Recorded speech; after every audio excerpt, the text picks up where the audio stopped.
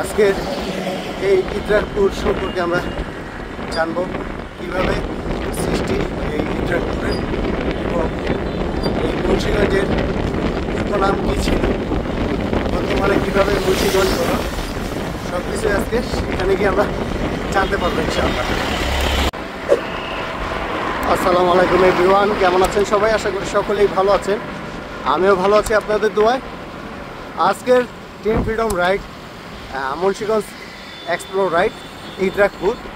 তো আমরা সকাল থেকেই টেনশনে ছিলাম যে আজকের রাইডটা কি ক্যান্সেল করে দিব কিনা, কারণ ওয়েদারটা এখনও দেখতে পাচ্ছেন যে খুবই খারাপ, আকাশটা মেঘলা হয়ে আছে।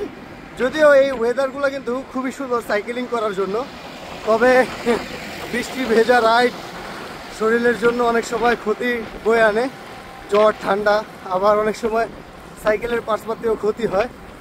তো সবগুলো নিয়ে আমরা চিন্তা ভাবনা করতে করতে গ্রুপে কথা বলতে বলতে এক পর্যায়ে রাইড ক্যান্সেল করে দিয়ে ঘুমিয়ে গেছিলাম।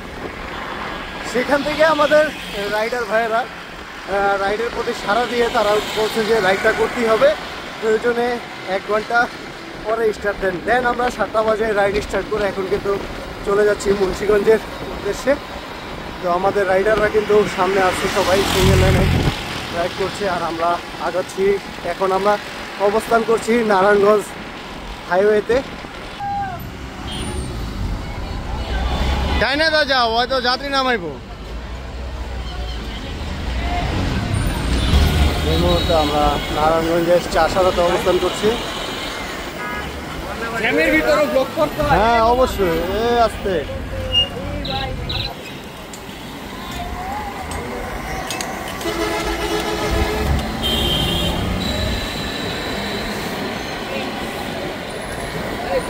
তো চাষারা চত্বর পেরোয় এখন 2 নম্বর গেটের দিকে যাচ্ছি। 2 নম্বর গেট থেকে আমরা বরাবর একবারে চলে যাব মুন্সিগঞ্জের পথে। Slow slow, road check. এই মুহূর্তে আমরা অবস্থান করছি নারায়ণগঞ্জ নগর ভবনের সামনে।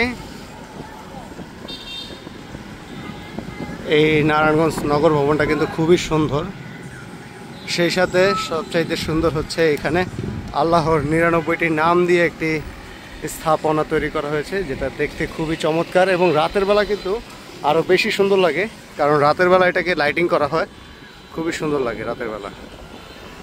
আমরা কিন্তু ছুটে চলছি বাংলার ইতিহাসের ঐতিহ্য সাক্ষী হতে।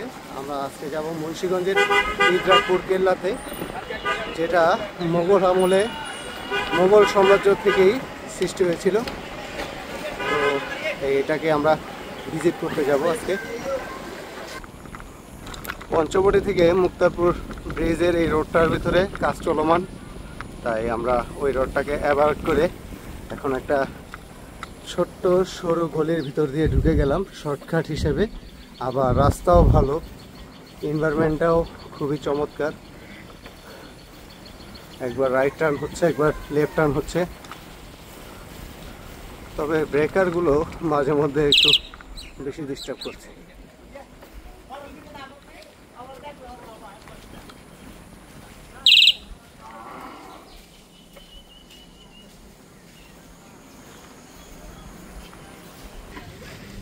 ওরে কোন সরু রাস্তা রে, আছে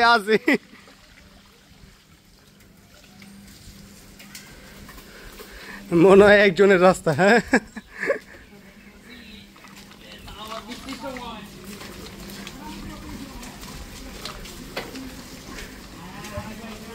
পিছনের বামের রাস্তাটা হচ্ছে শীতলক্ষা 3 নম্বর ব্রিজ, আর আমরা এখন যাচ্ছি মুক্তারপুর ব্রিজের ওইখানে।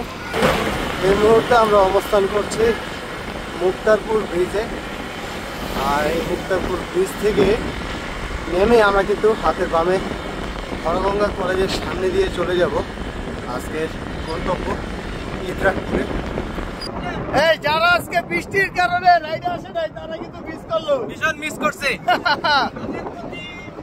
এক বালতি সমবেদনা, তাও আবার এই শীতলক্ষার পানি। এটা হচ্ছে পানির নিচে রাস্তা ভালো, যার কারণে টেনশন নাই, গাত্তা গুত্তা নাই। টেনশনের আইসক্রিম খেয়েছি, টেনশন নাই, পানির তলে রাস্তা ভালো, সবাই চালান।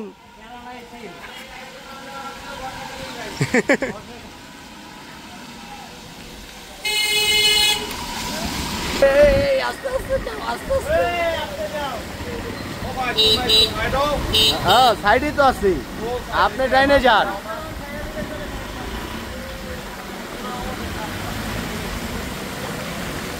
মইনা ভিজে যাইতাছি করে, আল্লাহ পানি কমছে।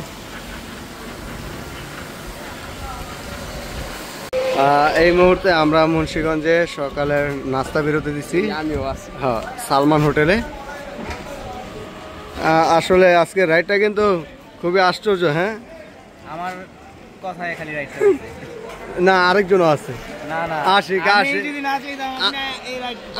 আশিক কিন্তু কইছে ভাই দূর ভাল লাগতেছে না, ঘুরে রয়েছি। পরে কিন্তু আমি যে পোস্ট ডিলিট করে দিছি।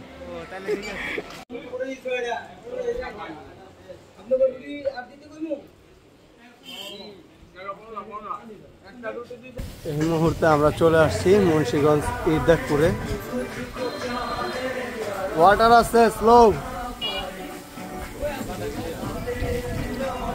ঢাকার থেকে ভাই, যাত্রাবাড়ি। হ্যাঁ হ্যাঁ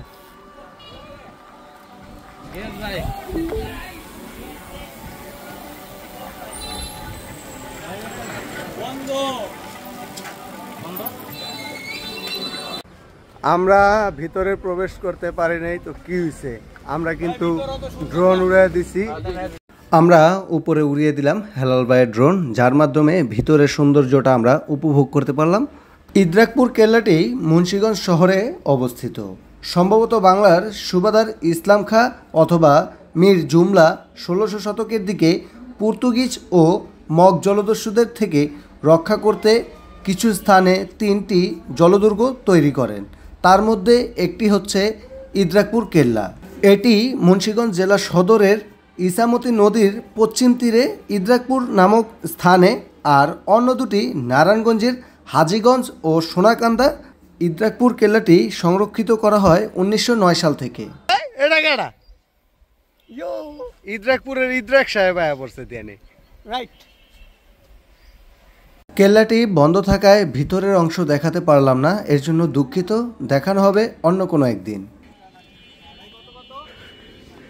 প্রিয়তমা, তোমার জন্য নিয়ে এসেছি আমি কচু ফুল। নাকি ফুলটা আমি নিয়ে গেলাম, তুমি আশিকের কাছ থেকে নিয়ে নিও। আমি দিব। আমাদের আশিকের চেন ছিঁড়ে যাওয়ার পর তাকে সার্ভিস দেওয়া হচ্ছে।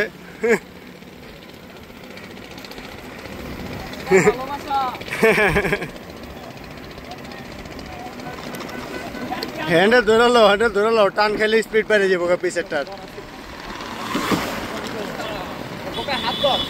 হাত ধরে লো, রিক্স হয়ে যাবো।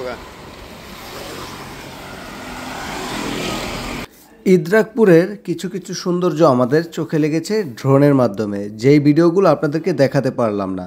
অবশ্যই এই ভিডিওগুলো আপনারা দেখতে পারবেন আমাদের গো উইথ হেলাল ভাইয়ের পেজে।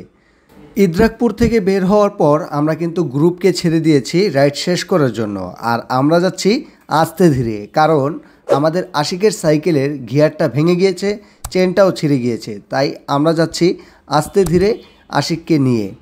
তো ভিডিওটা আমরা এখানে শেষ করে দিচ্ছি, দেখা হবে পরবর্তী ভিডিওতে। সেই পর্যন্ত সবাই ভালো থাকবেন, সুস্থ থাকবেন। আসসালামু আলাইকুম।